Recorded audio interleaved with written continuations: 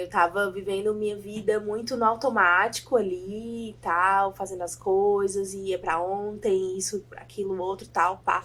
Fui pega de surpresa, né?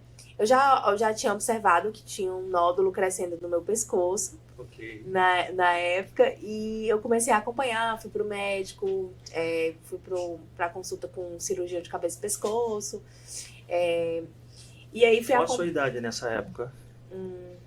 24 para 25, eu acho. Ok. Mas, 24 para 25, uma coisa assim. Então, eu fui. Eu não lembro agora, mas foi em 2020, tá? A cirurgia. Só pra. Então faz uns 2 anos por aí. Acho que foi uns 25 meses. 24 para No 25. auge da vida, né? No 24 auge anos você da tá no vida. auge, você tá com sonhos, você tá explodindo, você tá programando tudo e mais um pouco.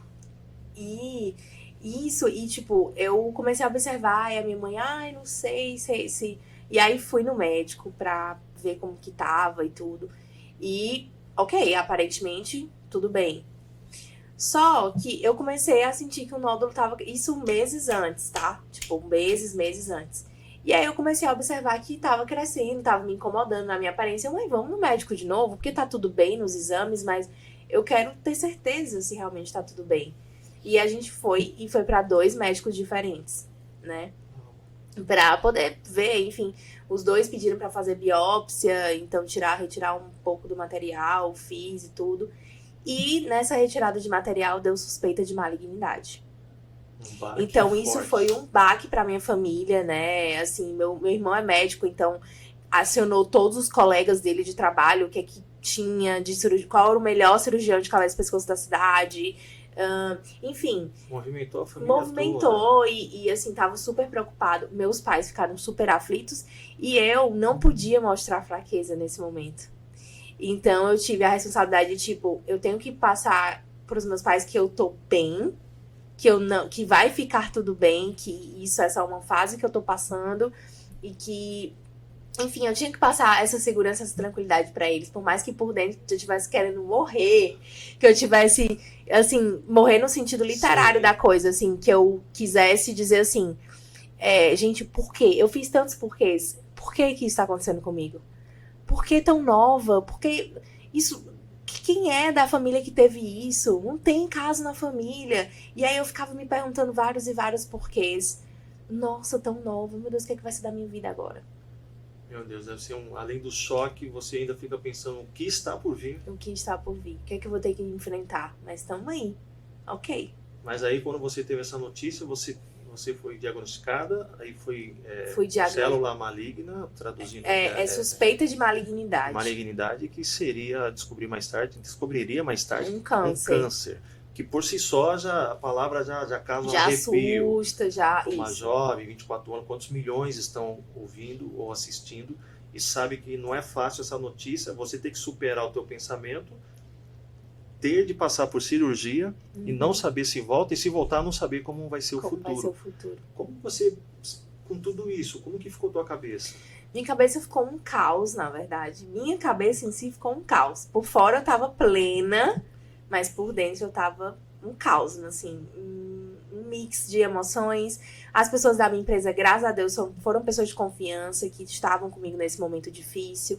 Consegui delegar. Uma das minhas dificuldades enormes como empreendedora, talvez alguns se identifiquem, que é a questão de delegar funções, delegar pessoas, confiar.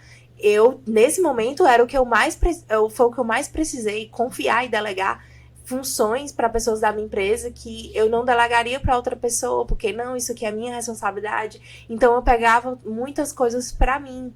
E aí, nesse momento de vulnerabilidade, de fragilidade, um momento difícil, eu tive que fazer isso. Então, depois a gente teve que marcar a cirurgia rapidamente, não, tem que ser rápido. Então, isso foi no comecinho de julho, quando foi no dia 20 eu já tava. E aí foi todo um mix, porque o médico perguntou como que seria pra minha imagem, eu tenho uma cicatriz. Então isso, tipo, Aliás, nem aparece, né? aparece mais pouco, porque Muito, muito depois. difícil até. É, Olhando assim, é. mas é.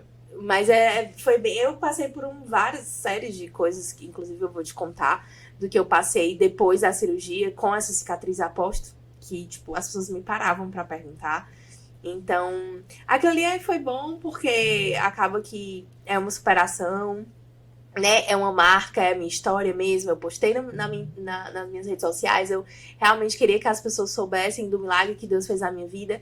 Então, eu realmente fiz questão de postar aquilo, né? Poderia muito bem ter escondido, poderia muito bem ter deixado pra lá, mas não. Então, eu fui pra essa cirurgia, orei a Deus, pedi realmente tranquilidade, calma. Tive pessoas incríveis durante o processo que me ligaram, estavam comigo orando. Se não estavam perto, estavam comigo em oração. Então, isso fez total diferença pra eu passar por esse processo mais tranquila. E o médico chegou pra mim e falou assim: Isabelle, você vai ter que assinar um termo.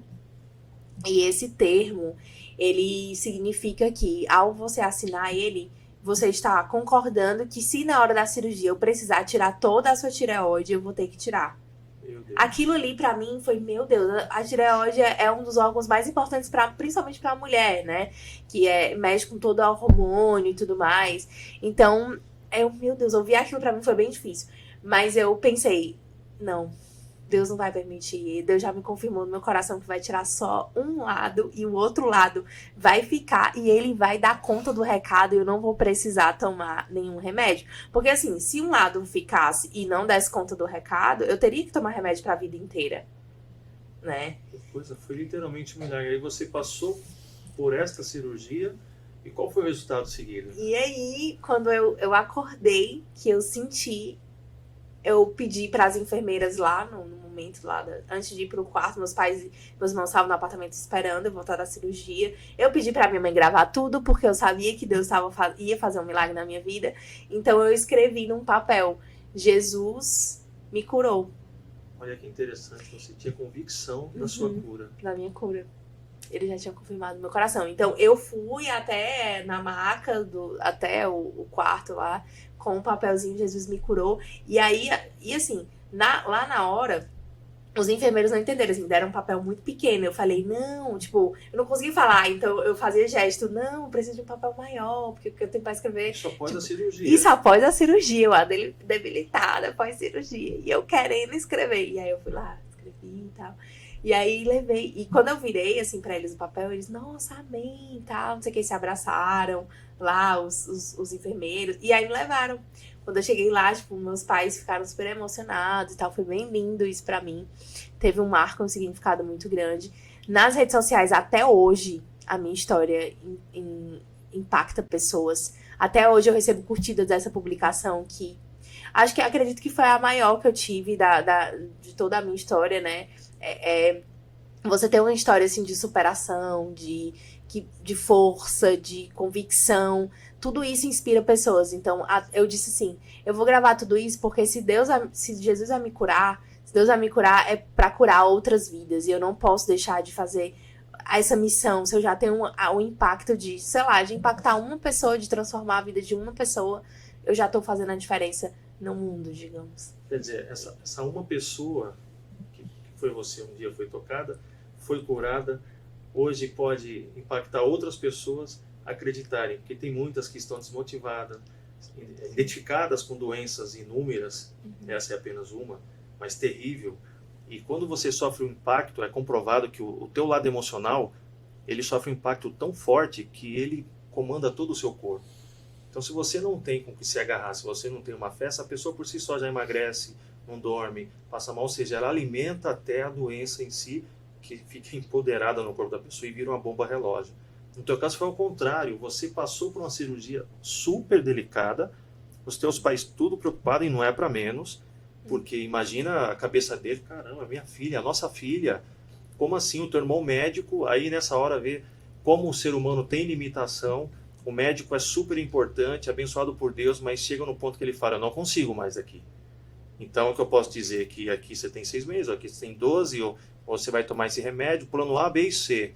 Se der certo é isso, se der errado é aquilo, que é o documento, né? Assina aqui, eu vou fazer tudo com você, mas se der errado, ele não pode ter sentimento. Então, Deus é perfeito. Ali ele fez o limite, aí entrou a tua fé. Olha que palavra poderosa. Você respeitou a medicina, fez o procedimento, ok, mas você escreveu com a própria mão aquilo que você estava sentindo. Sim. É muito poderoso, é muito forte isso. E a pessoa que está nos ouvindo nesse momento vai pensar, como assim? A fé é a certeza das coisas que se esperam e convicção de fatos que não se vê.